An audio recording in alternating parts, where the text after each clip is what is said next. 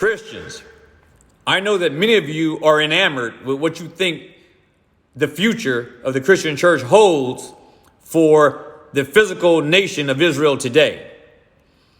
But I want to talk particularly about this so-called rebuilt temple that people expect is going to be built in Jerusalem, to which I would say it is a foolish expectation and it will never happen. And even if it did, it would not be a temple that was honored by God, nor would it be one where the glory of God would exist. That being said, modern Judaism did not back then, nor does it today, has it ever acknowledged that the Levitical priesthood and the sacrificial system was part of the essence of the old covenant. They don't acknowledge it.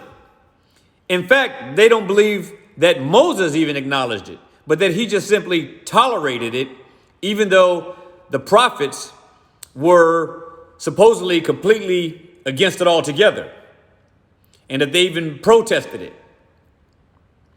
So the idea that somehow Israel today and Judaism today would even want something like this is just not even believable. And the reason why, when I say the modern Judaism, I'm talking about even back then.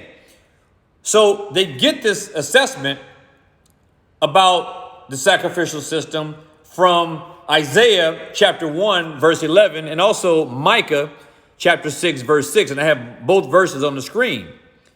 But these two verses are pretty much the verses that were used in support of the fact that the Levitical priesthood and that whole sacrificial system wasn't something, like I said, was part of the initial essence of the old covenant. So any expectation of a rebuilt temple in Jerusalem is not reasonable and definitely not likely to happen.